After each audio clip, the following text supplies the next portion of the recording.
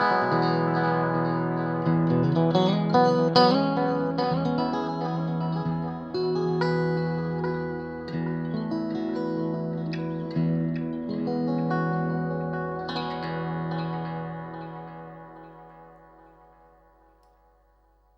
there! Today I want to show you my personal pedal board. On this pedal board, of course, you find my Amp1, but you also find my own switching system, which is the remote one and the Looperkit. There's so many different ways to control the Amp1 or other amplifiers. In my case, I use the remote since it's very easy. I can have direct access to all the functions of the amp. I can make presets, and that's actually what I'm using. I switch only 9 different presets. That's all I'm using. So I keep it simple in the way that when I go on stage, there's only 9 buttons I have to remember, and this is 1, 2, 3, 4, 5, 6, 7, 8, 9. And it's quite easy. The first row here is my clean sound, my vintage sound, which is like a Marshall Plexi, classic, which is like a JCM 800, modern, which is like a Mesa, maybe a high gain amp, and boost is my favorite sound combination of the vintage channel and the real tube pedal. But I show you what's going on here. I have my replex on bypass now, and this is just straight in, straight out to the amp. Guitar enters the wah-wah, it's a true bypass wah, and this signal goes on into my Looperkit, and the Looperkit now will bring in the different pedals with my presets, as I like to have them. One overall thing is on the board, which is this booster here.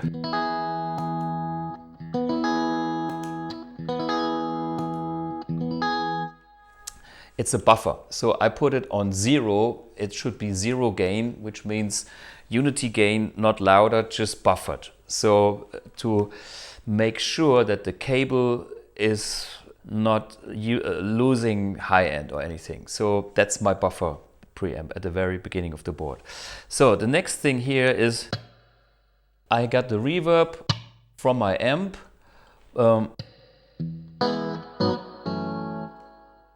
Depending on the room, it can be 5, 0 or 10. I'm not the biggest reverb fetishist, so to say, but reverb can be nice if it's too dry, and if the room already has a lot of reverb, it's too much. I see myself often going the reverb on like 3 or even 0. I'm not using it.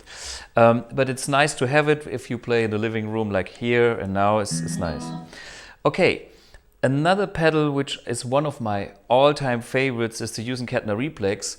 That's a pedal that I designed in 1997 maybe. It's last century, and yeah, it's basically an Echoplex tape echo with a real tube. So this is what it sounds just using the tube.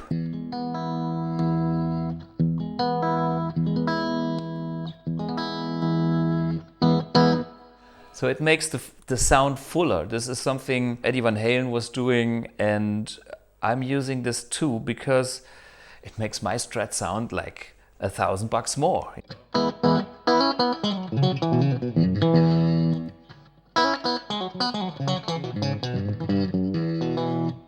Of course, this is now my very thin sound, but I use this to have my expensiveness in tone. Okay, and this is the reverb button, but I'm not using any reverb. So this reverb is not so good. So I just use the tube by itself.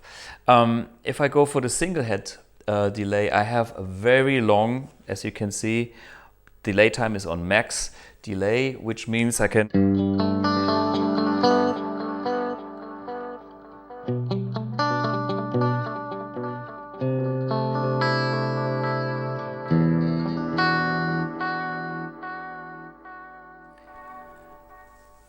and it actually sounds very close to a real tape delay. I've done the A-B comparison back last century, but it's so close. There's the vintage factor. Okay, it's noisy, but the vintage factor shows you the difference of a non-tape delay, which would be this sound. Kind of clean repeats to tape style sound, even with the flutter effect.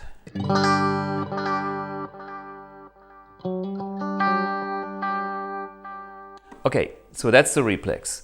Going back to my settings here, I would be either on bypass here or have the tube engaged when I switch to my next channel, which is the vintage channel. And this sounds like this.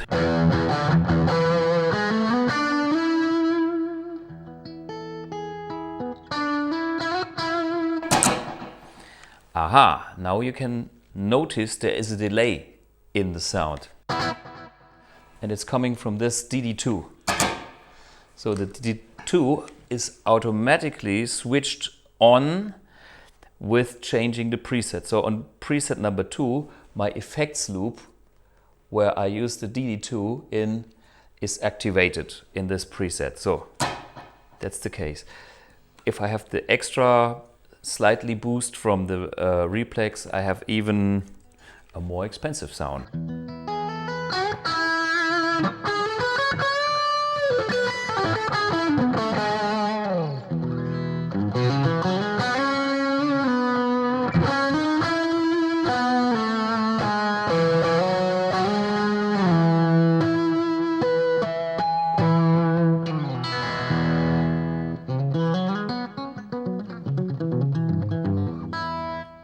So this preset number 2 is my main sound. I play 80% of a gig on this sound. Number 3 is like more gain, more volume, solo, or here is the rock hero tone. So vintage, classic.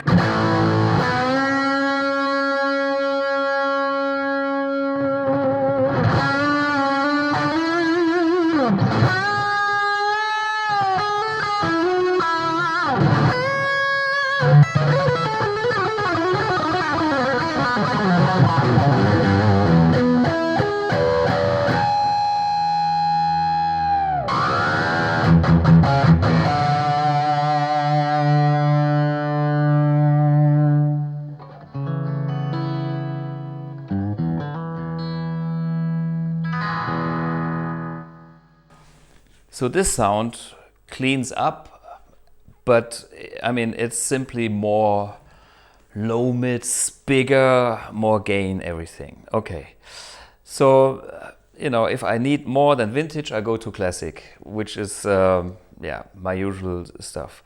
The other option would be I use vintage and have this real tube pedal on top of it, which is my preset number 5. I show you this first, so we can hear vintage first.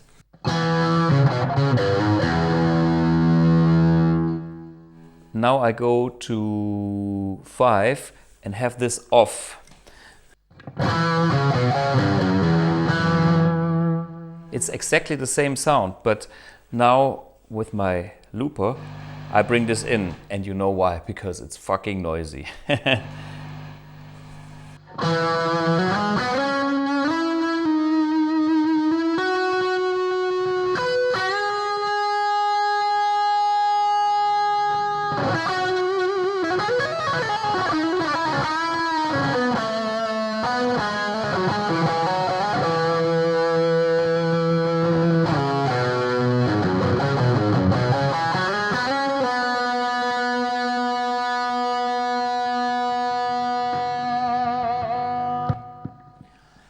So tons of gain using the same vintage channel, and yeah, that's high gain based on a vintage sound. So that's the other alternative for me. And then there's the modern channel, which I rarely use, which gives me, you know, even more punch, more volume, everything. So this is modern.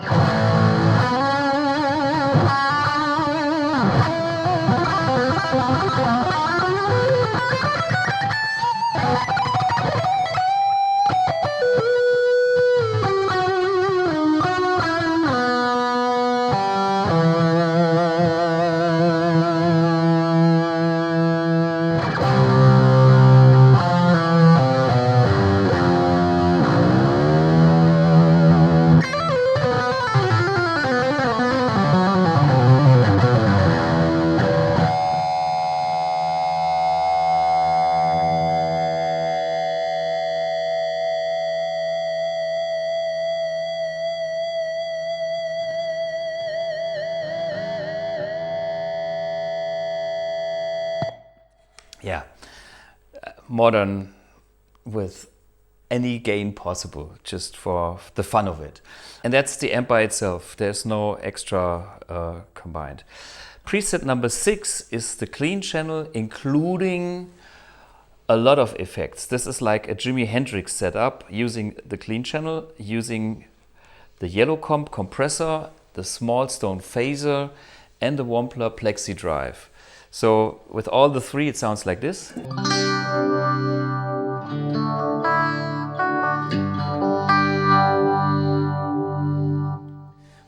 If I switch off the small stone, I get my David Gilmour solo tone.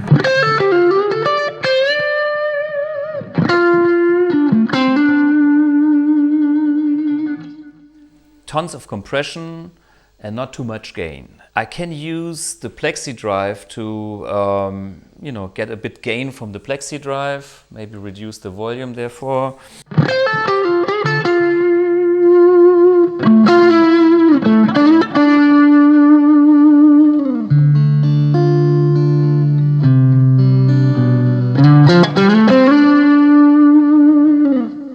Yeah, it's that great 70s lead tone in combination of the two. If I switch off the compressor, well, just a boring clean tone. If I just use this one here, it's just a boosted, nice.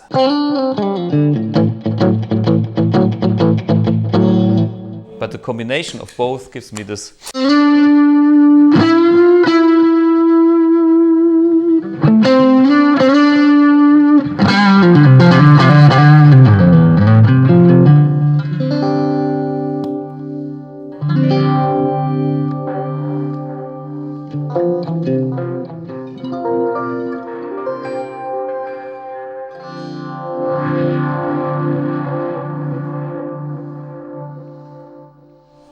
Yeah, so this is kind of using all my effects in this loop.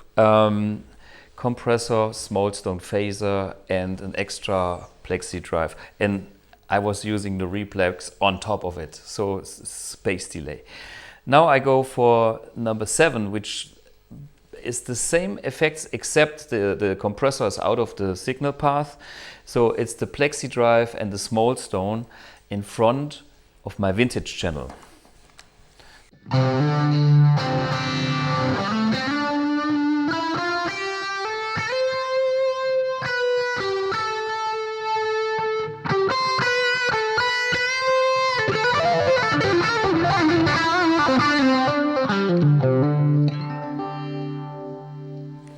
So this is using, yeah, noisy.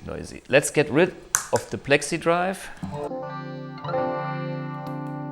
Let's get rid of the small stone, and we have the same like here. So no difference. This is my vintage channel. And then on top I can bring in this pedal. That's too much. I just use it very soft.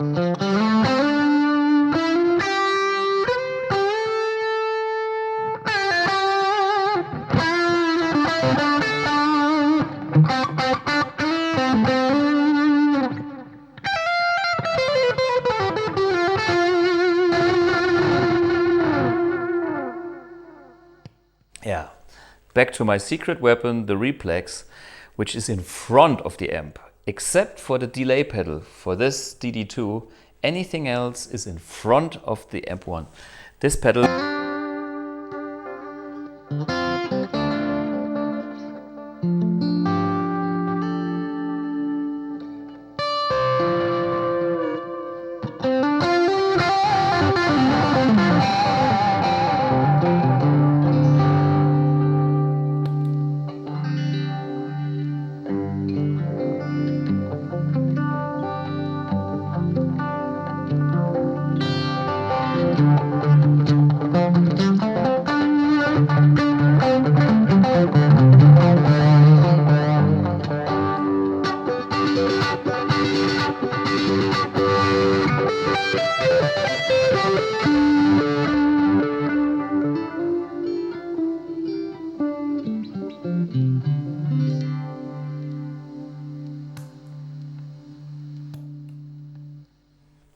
So the noisy bastard is the small stone, but I love it.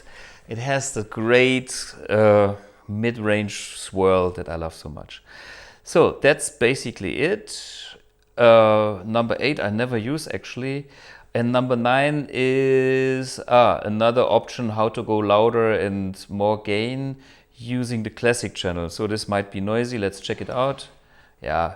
So there's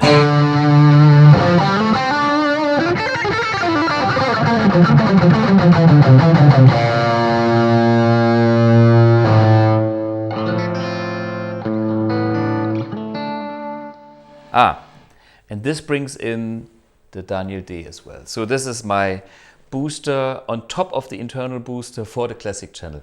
Yeah, and this is my pedal board. Maybe one word about how to get the sound to the PA. I'm using the BluBOX, and for the video I was using the same setting, which is the Stack 1970, and this is fixed with some Scotch tape. Middle position, maybe sometimes a bit less, but I let the PA guys handle that. And that's my sound for the front of house. And I'm using my cabinet on stage for my monitor. So that's actually my setup. And the power supply, it says BluGuitar because it's homemade, but it's not available. It's a custom-made power supply. Because to cater the reflex, this needs AC voltage, a lot of milliamperes, I think 800, so it's a nightmare. This real tube, I forgot, you know, but then there's the standard pedals and the AC pedals, and you know, I just simply came up with the idea of making a custom power supply for myself, which is as small as possible and that caters all the stuff that I need. And this will be it for now, since I'm using this pedal board for many years already, and I have very good memories of great concerts with great tones using that pedal board. The challenge is to get the clean and the dirty sounds in balance, depending on the music I'm playing. If I'm more into classic rock and I need more dirty sounds, I tend to have a bit more clean volume and use the clean channel also as overdriven channel. And then I need more volume from the overdrive channels to keep up the same volume. If I play more pop music or functional stuff, funky stuff, I need more clean headroom. Then I reduce the volume on the clean channel. And then, of course, my overdrive for my classic rock set would be way too much, so I have to reduce it, like what I've done now to show you. So this goes from like 5 to 10, depending on which situation I'm in. And besides that, I barely don't do anything. The treble go from 4 to 5, the mids go from 4 to 6, or 4.5 to 5.5 maybe. And all the rest is, it's the same. It's the same, and that's it. And one word about this replex, you notice there's some funky switches here. It's a very old replex that I modified for studio use, actually, because I used it also in the studio for mixing my albums. One is to kill the dry signal, which is this switch here, and this is a capacitor that can be switched on the tube, so it sounds a bit more open. There was a first version of the replex which was originally dark, and then the second version was a bit more open. This is now on the second version, as you can buy it.